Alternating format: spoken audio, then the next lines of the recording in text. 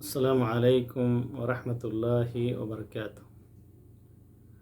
الحمد للہ رب العالمین والصلاة والسلام علی اشرف الانبیاء والمرسلین نبینا محمد وعلی آلہ وصحبہ اجمعین ومن تبعہم بإحسان الی یوم الدین، اما بعد۔ اعوذ باللہ من الشیطان الرجیم، بسم اللہ الرحمن الرحیم۔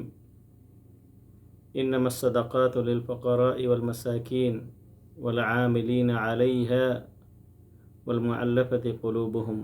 وفي الرقاب والغارمين وفي سبيل الله وابن السبيل فريضة من الله والله عليم حكيم۔ معزز سامعین، آج آپ لوگوں کے لیے فقہ کے تیسرے لیول کا چوتھا سبق ہے، جس کا عنوان ہے زکوٰۃ کے حقدار لوگ، یعنی وہ کون سے لوگ ہیں جو زکوٰۃ کے مستحق ہیں، جن کے مابین زکوٰۃ کو تقسیم کیا جائے گا۔ اس کا ذکر اللہ رب العالمین نے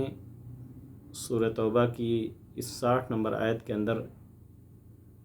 تذکرہ کیا ہے، جو آپ کے سامنے ابھی پڑھی گئی ہے۔ اللہ کے رسول صلی اللہ علیہ وسلم کی ایک حدیث ہے سنن ابی داؤد کی،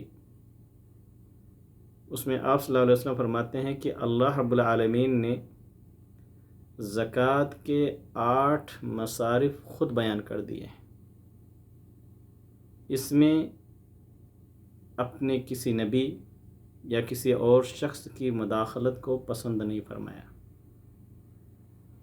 اور یقیناً اللہ تعالیٰ نے اس عظیم آیت کے اندر ان 8 لوگوں کا تذکرہ کر دیا ہے جو زکوٰۃ کے مستحق ہیں، جن کو زکوٰۃ دی جائے گی۔ اس کے علاوہ کوئی نواں شخص نہیں ہے جو اس زکوٰۃ کا مستحق ہو۔ یہ جو بات ہو رہی ہے یہ فرض زکوٰۃ کے تعلق سے ہو رہی ہے، جیسا کہ ہمارا سلسلہ چل رہا ہے، تاکہ کسی کو غلط فہمی نہ ہو کہ عام نفلی صدقات اور خیرات بھی کیا انہی 8 لوگوں کے درمیان تقسیم کیا جائے گا؟ نہیں، اس کے مصارف مختلف ہو سکتے ہیں، اس کے اندر وسعت ہو سکتی ہے، لیکن جو فرض زکوٰۃ ہے اور ایک صاحب نصاب شخص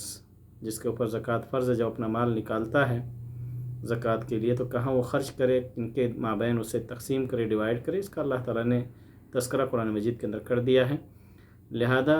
ہمیں انہی لوگوں کے مابین اپنی زکوٰۃ کو تقسیم کرنا چاہیے۔ آئیے دیکھتے ہیں کہ کون سے 8 لوگ ہیں۔ اللہ رب العالمین اس آیت کے اندر 8 لوگوں کا تذکرہ کرتے ہوئے کہتا ہے کہ انما الصدقات للفقراء والمساکین، کہ صدقے صرف فقیروں کے لیے اور مسکینوں کے لیے ہیں۔ فقیر اور مسکین یہ دونوں سب سے زیادہ حاجت مند اور ضرورت مند ہیں، اور سب سے زیادہ مستحق ہیں کہ ان کے مابین اپنی زکوٰۃ کو تقسیم کیا جائے یا انہیں زکوٰۃ دی جائے۔ فقیر اور مسکین ویسے ایک ساتھ یہ لفظ دونوں ایک ساتھ ہی استعمال ہوتے ہیں۔ فقیر کسے کہا جاتا ہے، مسکین کسے کہا جائے گا، اس کے مابین لغوی اختلاف ہو سکتا ہے، لیکن تمام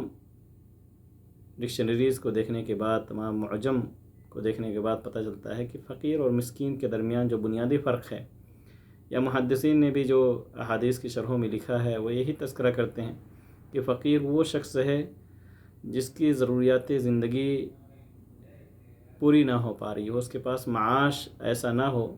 کہ وہ اپنی ضرورت کی چیزیں بھی خرید سکے یا ضرورت کی چیزوں کا بندوبست کر سکے۔ مسکین کا درجہ اس سے تھوڑا سا بہتر ہوتا ہے، اس کے پاس معیشت تو ہوتی ہے، وہ چیزیں ہوتی ہیں جس سے وہ زندگی گزار سکتا ہے، لیکن کافی نہیں ہوتی ہیں۔ فقیر ایسا ہو سکتا ہے کہ اس کے پاس ایک وقت کا بھی کھانا میسر نہ ہو، لیکن مسکین یہ ہے کہ اس کی زندگی گاڑی چل تو رہی ہے لیکن کفایت نہیں کرتی، ضرورت ہے اسے کسی کے تعاون کی، ہیلپ کی، تو ایسے دونوں شخص سب سے زیادہ زکوٰۃ کے مستحق ہیں۔ بلکہ مفسرین نے ذکر کیا ہے کہ اللہ رب العالمین نے جو اس آیت کے اندر 8 لوگوں کا تذکرہ کیا ہے، یہ ترتیب وار ہی گویا اللہ رب العالمین نے ذکر کیا ہے، یعنی اول فالاول، جو سب سے زیادہ مستحق ہیں ان کا ذکر اللہ تعالیٰ نے سب سے پہلے کیا ہے، یعنی فقیر پھر مسکین۔ اور اللہ رب العالمین نے سورہ بقرہ کی ایک آیت کے اندر ذکر بھی کیا ہے کہ وَإِن تُخْفُوهَا وَتُؤْتُوهَا الْفُقَرَاءَ فَهُوَ خَيْرٌ لَكُمْ، اگر چھپا کر کے اسے فقیروں کو دے دو تو یہی تمہارے لیے زیادہ بہتر ہے۔ تو پتہ چلا کہ فقراء ہی سب سے زیادہ مستحق ہیں زکوٰۃ کے۔ تو فقیر اور مسکین کے بعد تیسرا وہ شخص ہے جو زکوٰۃ وصول کرنے والا، وَالْعَامِلِينَ عَلَيْهَا، یہ شخص اس وقت مستحق ہوگا جب اس کی کوئی سیلری، اس کی کوئی تنخواہ متعین نہ ہو۔ لیکن اگر اس کی تنخواہ کہیں سے متعین ہو اور اپنی محنت کی اجرت اسے مل رہی ہو تو اس کے لیے پھر درست نہیں ہے کہ وہ زکوٰۃ کے مال میں اپنا حصہ سمجھے یا اسے زکوٰۃ کے مال میں سے دیا جائے۔ وَالْمُعَلَّفَةِ قُلُوبُهُمْ، چوتھا جو شخص ہے وہ شخص ہے یا وہ لوگ ہیں جن کے تالیف قلب کے لیے زکوٰۃ دی جائے۔ اس میں دو طرح کے لوگ داخل ہو سکتے ہیں، ایک تو وہ ہے جو نیا مسلمان ہے، جو اسلام میں داخل ہوا ہے، ہو سکتا ہے بہت ناحیوں سے اسے پریشانیاں ہوں، انہیں میں سے ہو سکتا ہے رزق کے تعلق سے بھی وہ پریشان ہو، تو اسے بھی اس مال میں سے دیا جائے گا تاکہ اس کا دل اسلام سے جڑ جائے اور اسلام کی محبت اس کے دل کے اندر جاگزی ہو جائے۔ اسی طریقے سے دوسرا وہ شخص ہے جو غیر مسلم ہے لیکن اسلام کی طرف اس کا میلان ہے، لہذا اس کو اس زکوٰۃ سے دیا جائے گا تاکہ اس کا دل مزید اسلام کی طرف مائل ہو اور اسلام کے قبول کرنے کا ہو سکتا ہے یہ سبب بھی بن جائے۔ ایسے علماء نے ذکر کیا ہے کہ اس تالیف قلب کے اندر وہ شخص، وہ غیر مسلم شخص بھی داخل ہے جس کے ایذا و تکالیف سے مسلمان پریشان ہو۔ یعنی مثال کے طور پر مسلمان کسی ایسی جگہ پر ہوں، کسی ایسے کافر ملک کے اندر ہوں جہاں کی باغ ڈور غیر مسلم کے ہاتھ میں ہو اور مسلمانوں پر ظلم کر رہا ہو، ستا رہا ہو، تو اگر ایسا لگتا ہے کہ اس شخص کو اگر کچھ تحفے تحائف دے دیے جائیں تو شاید اس کا دل نرم پڑ جائے مسلمانوں کے تعلق سے، تو یقیناً اسے دیا جائے گا زکوٰۃ کے مال میں سے تاکہ پورے مسلم معاشرے کا اس سے فائدہ ہو۔ وفی الرقاب، اور گردن چھڑانے کے اندر اس میں وہ غلام داخل ہیں جو اپنے مالک سے لکھا پڑھی کر لیتے ہیں، یا پہلے جب غلاموں کا دور تھا، ابھی تو بہت محدود اس کا دائرہ ہو گیا، شاید دنیا کے اندر کچھ ہی خطے ہوں گے جہاں غلاموں کا دور چل رہا ہو، تو اپنے مالک سے لکھا پڑھی کر لیتے تھے کہ اتنا اگر ہم نے مال آپ کو دے دیا تو آپ ہمیں آزاد کر دیں گے۔ مالک راضی ہو جاتا تھا، پھر وہ غلام اتنا مال اکٹھا کرنے کی کوشش کرتا تھا تاکہ جو ہے خود کو آزاد کر لے۔ ایسے غلام کو زکوٰۃ کا مال دیا جائے گا تاکہ وہ مال پورا کر کے اپنے مالک کو دے کر کے آزاد ہو جائے۔ ایسے ہی اس رقاب کے اندر وہ مسلم قیدی بھی داخل ہیں جو خاص طور سے بے گناہ ہوں اور انہیں جھوٹے کیسز کے اندر پھنسا کر کے جیلوں کے اندر ڈال دیا گیا ہو، وہ لوگ بھی مستحق ہیں کہ ان کے اوپر بھی زکوٰۃ کا مال خرچ کیا جائے تاکہ انہیں اس اذیت ناک مرحلے سے نکالا جائے۔ یا مجرم بھی اگر ہوں اور توبہ کر لیے، حقیقی معنی میں انہیں توبہ کر لیا ہے، تو ان کا بھی تعاون کیا جائے گا، اور یہ بہت ہی اہم حصہ ہے زکوٰۃ کے مال کا۔ والغارمین، جو قرض دار لوگ ہیں، اس قرض دار کے اندر بھی دو طرح کے لوگ داخل ہیں۔ ایک تو وہ شخص ہے جس نے اپنے نفس کے خاطر قرض نہیں لیا ہے بلکہ اس کے اوپر قرض کسی اور کا ہے، جیسے حدیث کے اندر ہے کہ ایک آدمی اگر صلح کراتا ہے دو شخص کے مابین یا دو فیملیز کے مابین یا دو قبیلوں کے مابین، اور وہ مالی اختلاف ہوتا ہے، تو صلح کرانے والا شخص بسا اوقات صلح کے درمیان کہہ سکتا ہے کہ اس مال کے ادا کرنے کا ذمہ دار میں ہوں، لہذا آپ لوگ آپس میں متحد ہو جاؤ، آپس میں محبت سے رہیں۔ یہ ایک صلح کرانے والا شخص کر سکتا ہے۔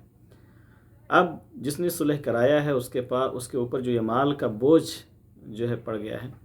اس کے لیے وہ درخواست دے سکتا ہے ایسی جگہوں پر جہاں سے اسے تعاون مل جائے، اور خاص طور سے بیت المال سے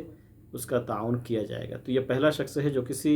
اور شخص کے خاطر جو ہے قرض دار ہو گیا ہے، اور دوسرا ایسے ہی وہ شخص ہے جو حقیقی معنی میں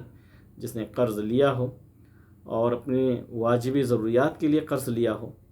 تو اس شخص کا بھی تعاون کیا جائے گا، اس کو بھی زکوٰۃ کا مال دیا جائے گا۔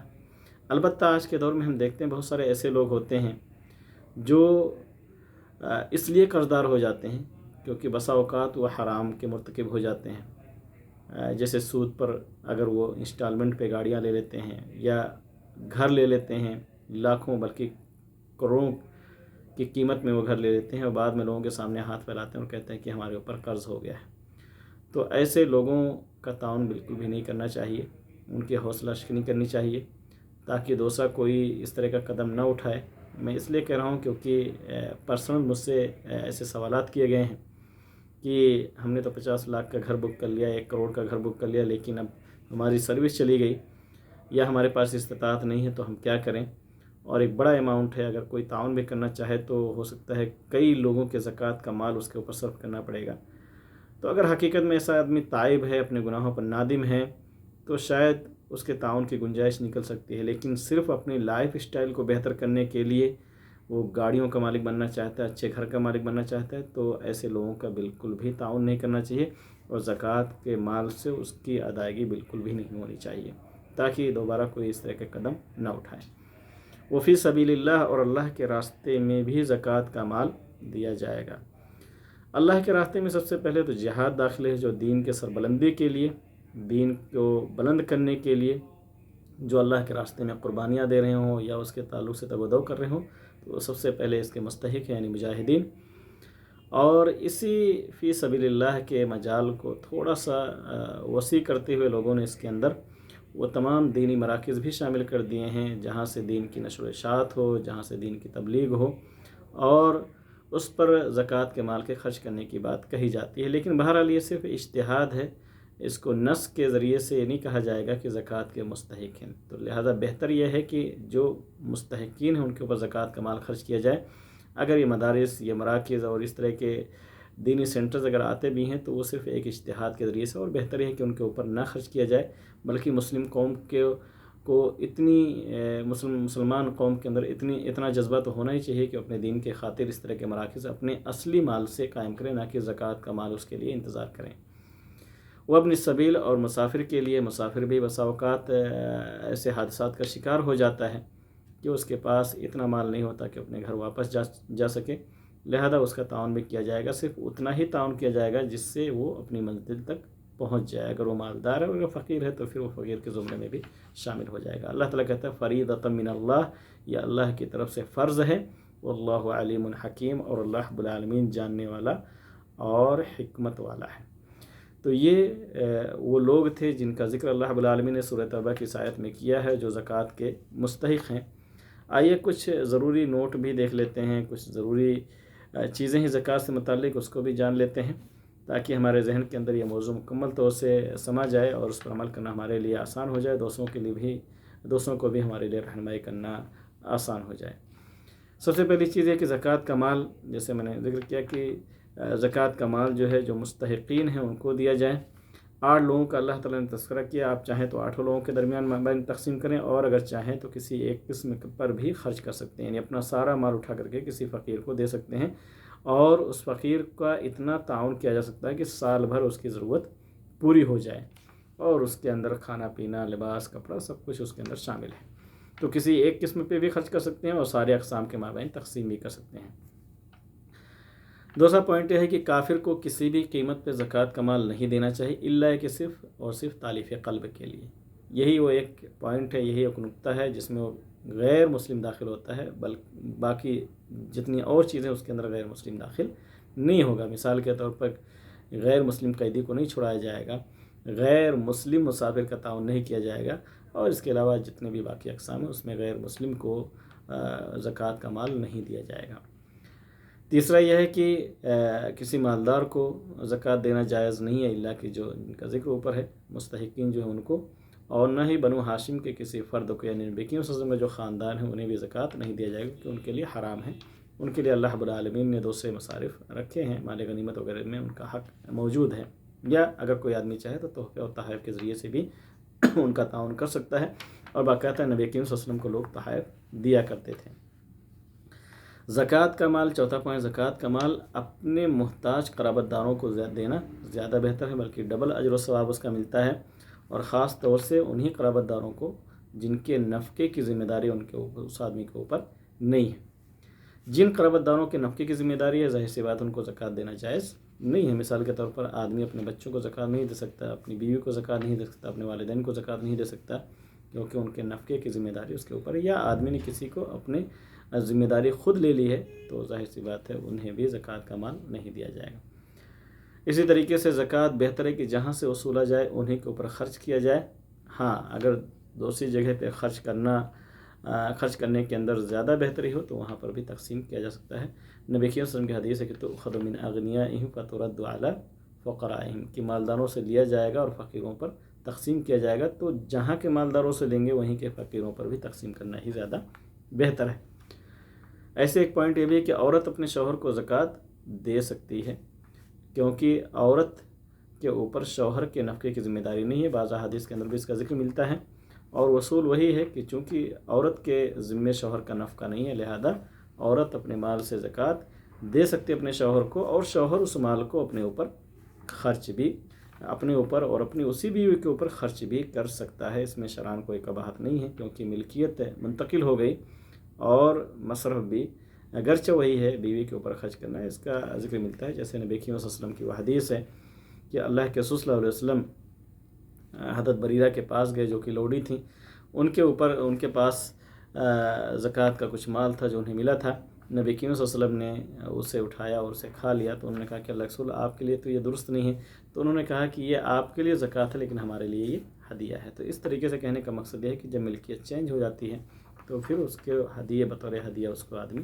استعمال کر سکتا ہے۔ تو عورت جو اپنے شوہر کو دے گی، شوہر بھی اس مال کو اپنی بیوی پر بھی خرچ کر سکتا ہے، اور یہ اس میں شرعی کوئی قباحت نہیں ہے۔ ذاتی ضرورتوں کے لیے جتنی چیزیں اس کے اندر زکوٰۃ نہیں، الا ایک ہی جو زیورات ہیں، جس کا ذکر کیا گیا تھا پچھلے سبق کے اندر کہ مختلف ہی مسئلہ ہے، اور بہتر اور راجح یہ ہے کہ اس کی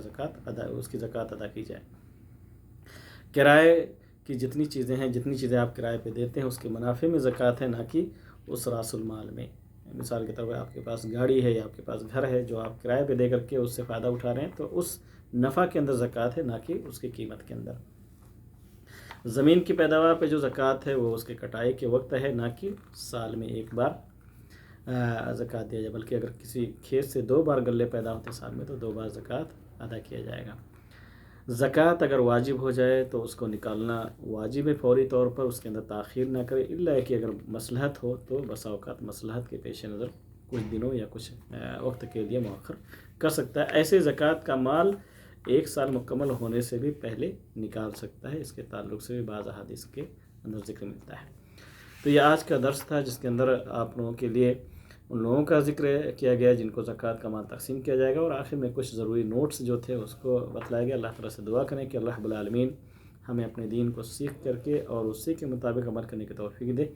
اور زکوٰۃ اگر اللہ رب العالمین نے ہمارے اوپر فرض قرار دیا ہے، اتنی وسعت دی ہے مال کے اندر کہ ہمارے اوپر زکوٰۃ فرض ہے، تو بلا کسی تاخیر کے زکوٰۃ کی ادائیگی کرنی چاہیے، اور اس میں مکمل طور سے کسی بھی قسم کی غفلت سے اجتناب کرنا چاہیے۔ اللہ تعالیٰ سے دعا کریں کہ اللہ رب العالمین تمام مسلمانوں کو بھی اس کی توفیق دے، جب تک زندہ رکھے اللہ تعالیٰ ہمیں اسلامی تعلیمات کے مطابق زندگی گزارنے کی توفیق دے، اور آخرت میں اللہ رب العالمین ہمارے لیے جنت الفردوس میں جگہ عطا فرمائے۔ آمین۔ وآخر دعوانا الحمد للہ رب العالمین۔ السلام علیکم ورحمۃ اللہ وبرکاتہ۔